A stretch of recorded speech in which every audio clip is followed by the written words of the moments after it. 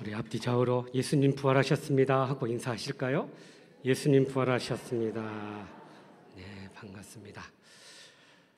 여러분, 우리가 어려서부터 들어왔던 백설공주 이야기가 있는데요. 이 이야기의 후편이 이런 이야기가 있습니다.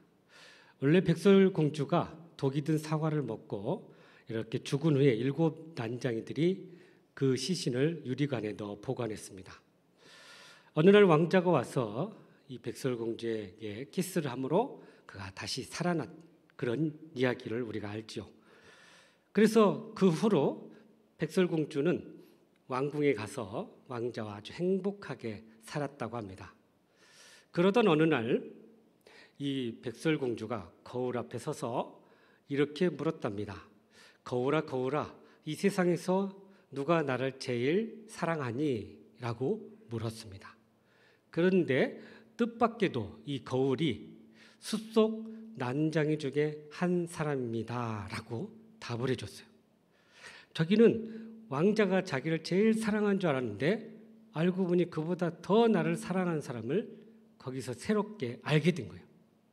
알고 보니 이 난장이는 공주가 깨어나면 이렇게 왕자를 통해서 왕국으로 떠날 것을 알고 있었음에도 불구하고 왕자를 소개하고 또 공주가 깨어나는 모든 일들을 다 도왔다는 거예요. 그런 모든 것 사실을 알고 보니 이 백설공주가 진실한 사랑은 그 난장의 사랑이었구나라는 것을 깨달았다는 이야기입니다. 이처럼 진정한 사랑은 자기 희생적인 사랑인 것입니다. 사랑하는 사람을 먼저 배려하고 그를 위해서 자신의 모든 것을 아낌없이 내어주는 사랑이 바로 진정한 사랑이라는 거예요. 심지어 자기의 목숨까지도 내어주는 사랑이 바로 진정한 사랑이다라고 이야기하고 있습니다. 그런 의미에서 예수님께서 십자가에서 우리에게 보여준 사랑은 정말 우리에게 모든 것을 내어주시는 그러한 진실한 사랑이었다는 사실입니다. 오늘 말씀은 예수님께서 우리를 너무나 사랑하셔서 자신의 몸을 내어주시고 3일 만에 다시 부활한 이야기입니다. 여러분, 부활절을 우리 흔히 영어로 이스터라고 부릅니다. 그런데 이것 말고 또 다른 명칭이 하나 있는데요. 바로 파스카라는 단어예요. 이 파스카라는 단어는 로마 가톨릭 교회의 예식서에도 나오는데요. 파스카, 이게 무슨 뜻이냐면 넘어가다 혹은 지나가다 그런 의미를 가지고 있습니다. 이것을 히브리어로 뭐라고 하냐면 페사흐라고 하는데 이게 뭐냐면 6월절의 어원이 되는 말이에요.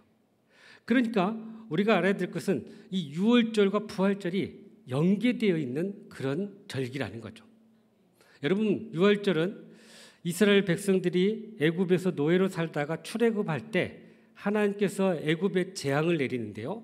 이 모든 장자들을 죽이는 재앙이었어요. 그런데 어린 양의 피를 문지방에 바른 곳은 그 재앙이 넘어갔다. 그것에서 유래되어 6월절이 되었고요. 결국 그것으로 인해서 이스라엘 백성들이 출애굽하게 되는 은혜를 얻게 된 거죠. 그래서 그들은 늘 이 6월절의 사건을 기억하면서 하나님께서 우리를 이렇게 구원해 주셨다. 이것을 기억하며 그 절기를 지키게 된 것입니다. 그래서 이 초대 교회의 교인들은요, 이 6월절과 부활절을 같은 날에 지켰다고 합니다. 오늘 말씀에도 이 안식 후 첫날 여인들이 예수님의 부활을 전혀 모른 채 무덤을 찾았습니다. 향품을 가지고 향유로 시신을 바르기 위해서 그곳에 방문하게 된 거예요. 사실 예수님께서 이 안식일 바로 전에 이렇게 십자가에 돌아가셨는데요. 그러니까 오전에 9시에 십자가에 달리시고 오후 3시에 이렇게 숨을 거두셨어요. 그리고 이 6시, 해가 질 6시부터 바로 안식일이 시작됐기 때문에 이 짧은 시간에 시신을 장례할 수가 없었던 거예요. 그래서 시신을 급히 내려서 무덤에 이렇게 임시로 안치를 한 겁니다. 그러니까 시신에 제대로 향품이나 향유를 바르지 못한 상태에서 장례를 마친 거죠. 그리고 안식일이 지나서 이 여인들이 바로 이곳에 찾아와서 예수님의 시신에 향유를 바르고자 왔다가 예수님이 부활하신 사건을 경험하게 된 것입니다. 두 찬란한 옷을 입은 천사를 통해서 예수님의 부활 사건을 듣게 되었고, 그것을 통해서 그들이 예수님의 부활을 알게 되었고 그 부활의 주님을 증거하게 되었던 것입니다. 그러므로 우리가 부활절을 맞이하면서 어떻게 부활의 주님을 만나고 부활 신앙을 소유할 수 있을 것인지 오늘도 주시는 말씀을 통해 주님의 음성을 듣고 그렇게 순종함으로 부활의 주님을 만나고 부활의 주님을 증거하는 저와 여러분의 삶이 되시기를 주님의 이름으로 축복합니다. 먼저 5절 말씀 같이 읽어볼까요? 시작. 여자들이 두려워 얼굴을 땅에 대니 두 사람이 이르되 어찌하여 살아있는 자를 죽은 자 가운데서 찾느냐. 아멘. 여기 예수님의 그 부활을 사실 전혀 인식하지 못한 채 왔는데요, 이 여인들이 천사들을 보고 두려움에 빠지게 된 거예요. 그들은 이 초자연적인 현상을 보고 이렇게 두려웠습니다.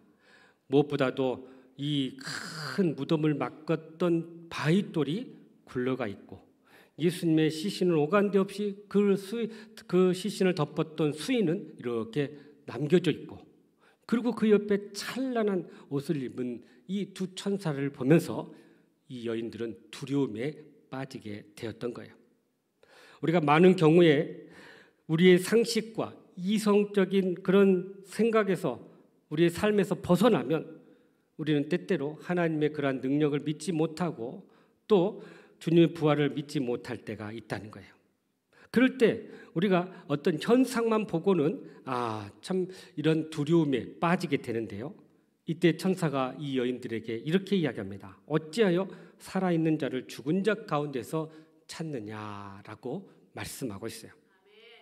그러니까 이러한 초자연적인 현상을 경험하면서 여인들은 예수님 부활을 기뻐하기보다는 먼저 두려움에 빠졌다라는 사실입니다. 그러나 여러분, 우리가 기억해야 할 것은 우리는 어떤 상황에서도 염려하거나 두려워하지 말아야 할 근거가 있는데, 그것은 바로 예수님의 부활의 능력을 우리가 그 근거를 두기 때문이에요. 오직 하나님께서 능력으로 그를 죽은 자 가운데 살리셨고 그 능력으로 그를 모든 사람의 구세주로 세워주셨던 거예요. 그러니까 여러분, 예수님께서 이렇게 죽으시다 살아나신 것은 하나님의 능력이었고 또 하나님의 놀라운 사랑의 역사였다라는 사실입니다. 그러니 우리가 이것을 근거로 해서 우리의 삶 가운데 어떠한 두려운 일이 있다 할지라도 우리는 이것들을 담대하게 바라보고 이겨내야 할 줄로 믿습니다.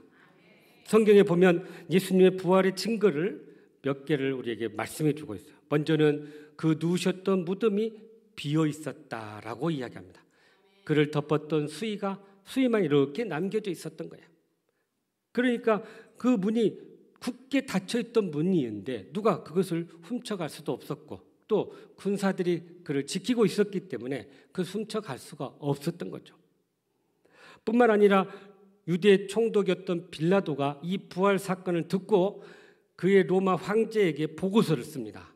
한 나사렛 사람이 이렇게 십자가에 죽었다가 다시 부활했다는 사실을 적어서 황제에 보고한 글이 지금까지도 남겨져 있다는 거예요.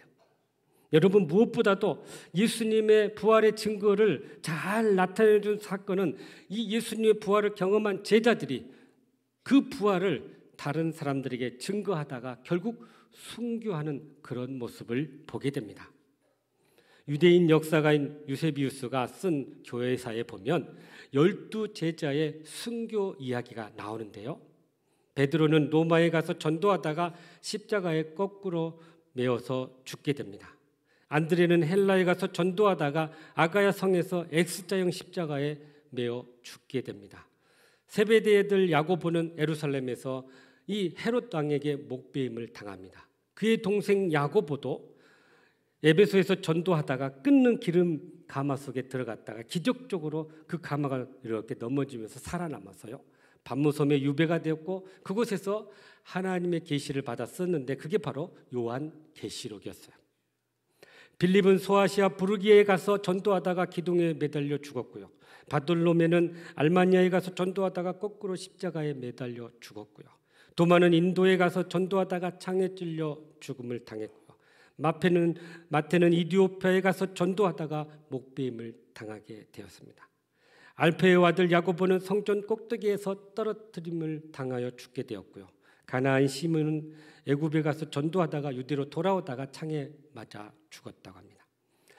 다디오는 페르시아 지금의 이란에 가서 전도하다가 활에 맞아 죽었다고 합니다. 이 가룟 유다 대신 또 제자가 된 마띠아는 이디오피아에 가서 전도하다 돌에 맞아 죽었다는 거예요. 여러분, 이 제자들이 왜 이렇게 순교하며 그 삶을 마쳤을까요? 바로 부활하신 그 주님을 목격하고 그 주님을 전하지 않으면 안 될 수 없는 그러한 사명이 그들 안에 있었기 때문이에요.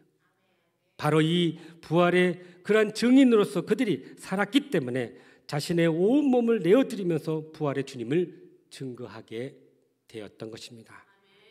무엇보다도 여러분, 부활의 주님을 경험하고 변화된 우리들의 삶이 바로 부활의 증거라는 사실입니다. 이처럼 예수님의 부활에 대한 확신을 얻으면 어떤 상황 속에서도 우리는 두려워하지 않고 그 부활의 주님을 증거하며 담대하게 살아가게 될 줄로 믿습니다. 그래서 이사야 43장 2절에서 3절에 이렇게 우리에게 말씀하시네요. 시작. 내가 물 가운데로 지날 때에 내가 너와 함께 할 것이라. 강을 건널 때 물이 너를 침몰하지 못할 것이며 내가 불 가운데로 지날 때 타지도 아니할 것이요 불꽃이 너를 사르지도 못하리니 대저 나는 여호와 내 하나님이요 이스라엘의 거룩한 이요 내 구원자임이라. 내가 애굽을 너의 속량물로 구스와 스바를 너를 대신하여 주었노라. 아멘. 그러니까 여기 보세요. 물 가운데 갈지라도 강을 건널지라도 불 가운데 있을지라도 주님이 우리와 함께 하시고 우리와 동행하시니 우리는 그 어떤 상황에서도 능히 승리하게 될 줄로 믿습니다. 리차드 범브란트라는 목사님 계신데요. 이분이 루마니아의 공산 치하에 있을 때 복음을 전하다가 감옥에 가게 됩니다. 감옥에서 무려 14년 동안 감옥 생활하는데요. 그중에 3년은 아예 햇빛도 들어오지 않는 이 독방에서 생활했다고 합니다. 그럼에도 불구하고 그는 항상 하나님 바라보고 예수님 부인하지 않고 담대하게 그 위기를 극복할 수 있었다고 합니다. 이분이 이 안에서 이렇게 말씀을 보게 되었고 말씀을 연구하다가 눈에 이렇게 들어오는데요. 한 단어가 보였어요. 두려워하지 말라. 근데 또 지나가다 보니까 또 두려워하지 말라. 이 말씀이 계속 보이는 거예요. 그래서 성경에 도대체 이 두려워하지 말라는 말이 몇 번이나 나온가 한번 세어보자 하고는 어느 날 마음먹고 세기 시작했어요. 그랬더니 싹 보고 나니까 무려 두려워하지 말라라는 단어가 365개가 나왔다는 거예요. 그래서 이 리차드 범브란트 목사님이 이것은 분명히 매일매일 두려워하지 말아라. 다시 말하면 하나님을 의지하고 담대하게 살아라 라는 하나님의 뜻이 있다는 것을 깨닫게 된 거예요. 그래서 그는 어떠한 상황에서도 두려워하지 않고 담대하게 그 모든 위기를 믿음으로 이겨낼 수 있었다는 것입니다. 그러므로 우리가 어떠한 상황에서도 하나님의 그 전능하심을 믿고 두려워하지 않고 하나님만 바라보며 승리하는 저와 여러분 되시기를 주님의 이름으로 축복합니다. 계속해서 본문 6절 말씀이네요. 시작. 여기 계시지 않고 살아나셨느니라. 갈릴리에 계실 때 너희에게 어떻게 말씀하셨는지를 기억하라. 아멘. 예수님께서 살아생전에 제자들에게 하신 중요한 말씀이 있었어요. 그것은 내가 예루살렘에 가서 십자가에 죽고 3일 만에 부활할 것이다. 이 말씀을 예고를 했어요. 몇 번. 누가복음 9장에 보면 가이사라 빌립보라는 지역에 가서 베드로가 예수님에 대한 고백을 한 후에 바로 이런 예고를 했고요. 또 누가복음 18장에 보면 천국에 대한 이야기를 하면서 다시 한번 예수님의 죽음과 부활을 이렇게 강조했어요. 그리고 오늘 본문에 보니까 천사들이 바로 이 여인들에게 이렇게 말씀했는데요. 7절 말씀이네요. 한번 같이 보시죠. 시작. 이르시기를 인자가 죄인의 손에 넘겨져 십자가에 못 박히고 제3일에 다시 살아나야 하리라 하셨느니라 한데. 아멘. 아멘. 그러니까 천사들도 예수님께서 하신 말씀을 이 여인들에게 그대로 인용합니다. 그런데 무덤을 찾은 이 여인들 전혀 이 말씀을 인지하지 못했던 거예요. 다시 말하면 기억하지 못했던 거죠. 왜요? 믿지 못했어요. 그러니까 예수님의 부활을 전혀 준비하지 못했던 것입니다. 그러니 부활의 주님을 어떻게 맞이하겠습니까?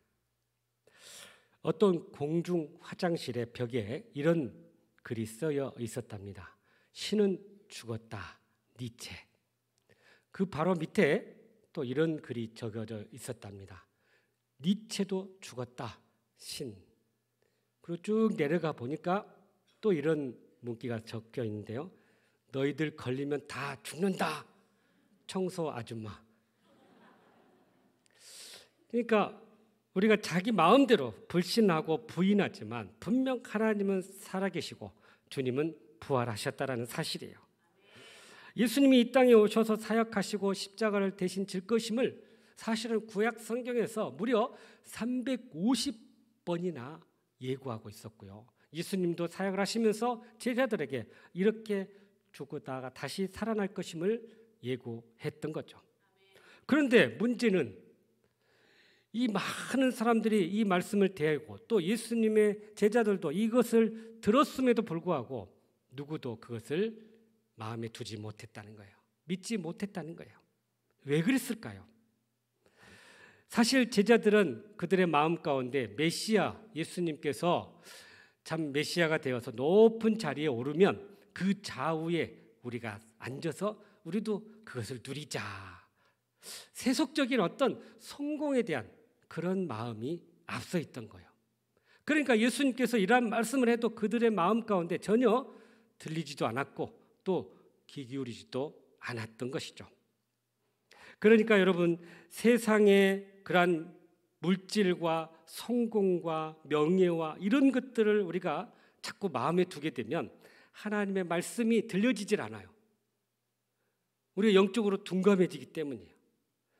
그래서 우리는 깨닫지 못하게 되고 그렇게 됐을 때 하나님의 약속의 말씀을 우리가 경험하지 못하게 된다는 거예요. 이처럼 우리가 관심을 어디 두냐에 따라서 참으로 우리의 삶이 이렇게 달라질 수 있다는 거예요. 그래서 우리는 항상 하나님의 말씀을 늘 기억하고 그 말씀을 붙잡고 살아야 할 줄로 믿습니다. 50대 들어선 한 어머니가 친구와 막 전화 통화를 했대요. 서로 뭐 이야기하니 얼마나 참 시간이 흘렀는데 그러고 보니까 전화를 하다가 이렇게 가스레인지를 켜고 음식을 하다가 그냥 온 것이 생각나서 잠깐만 기다려 하고는 가스레인지를 끄러 간 거예요. 그런데 끄고는 다시 돌아오지 않는 거예요. 왜냐하면 끄고 나서 그 옆에 수북이 쌓여진 설거지를 본 거예요. 아차, 내가 설거지를 못했구나. 또 거기서 막 설거지를 한 거예요. 전화는 그대로 두고. 그래서 친구가 한참 길에다 화가 나가지고 집에까지 찾아왔다는 거예요. 때때로 우리가 이런 경험들을 합니다. 어떤 일을 하다가 잊어버리고 다른 일을 하다가 그냥 그것을 잊어버리고 지나칠 때가 있어요. 저도 어떤 분이 이메일을 하나 보내달라고 해서 컴퓨터에 들어갔다가 메일을 보내려다가 저한테 왔던 메일들 쭉 하도 많이 왔길래 그거 읽다가 그냥 나가버렸어요.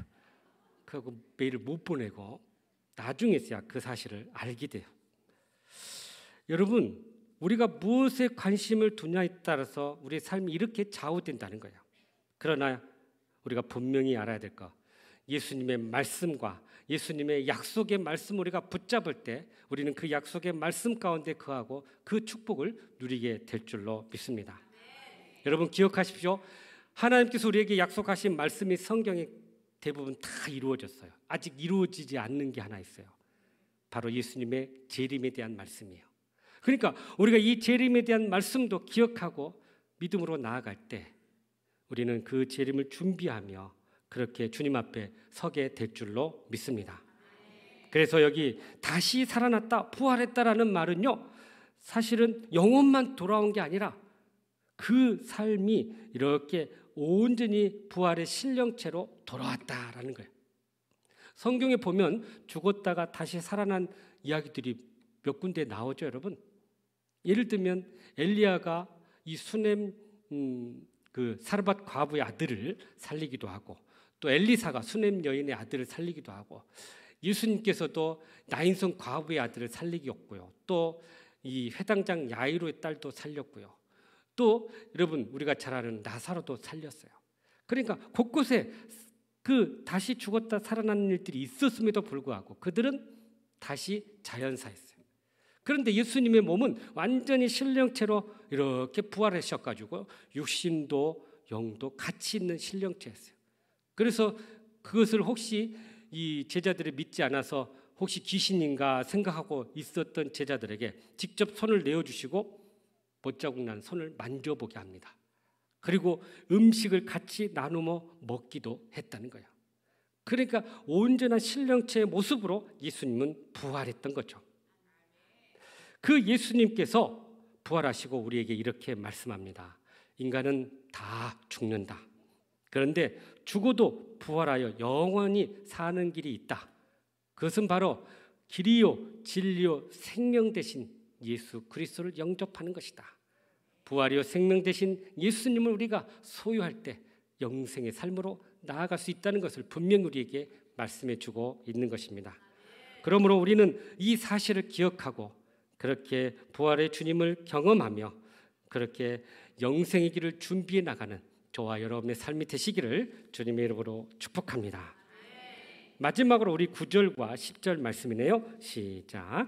무덤으로 돌아가 이 모든 것을 11사도와 다른 모든 이에게 알리니 이 여자들은 막달라 마리아와 요한나와 야고보의 모친 마리아라.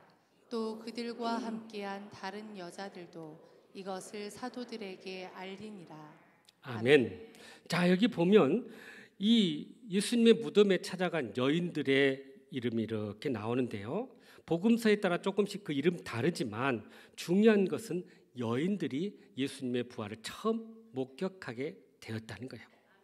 그리고 그 부활의 주님을 경험하고 제자들에게 가서 알리게 되었고, 그리고 그것이 확산이 되어서 많은 사람들에게 부활의 주님을 전하게 되었던 것입니다. 왜 예수님은 이 여인들에게 부활을 먼저 보이셨을까요? 여러분 질문 하나 드립니다. 남자가 말이 많습니까? 여자가 말이 많습니까? 여러분 저는 이걸 과학적으로 이야기하려고 그래요. 그냥 이렇게 있어서가 아니라 통계적으로 남성이 하루에 몇 마디를 몇 단어를 쓰나 했더니 7천 단어를 쓴다고 합니다. 그런데 여성들이 하루에 쓰는 단어는 2만 단어라고 그래요. 그러니까 2배 이상이에요. 그러니까 그도 그럴 것이 남성들한테 보여줘서 봤자 별로 이렇게 전할 일이 없으니 여성들에게 보여준 게 낫겠다. 그런 생각이 들 수도 있죠.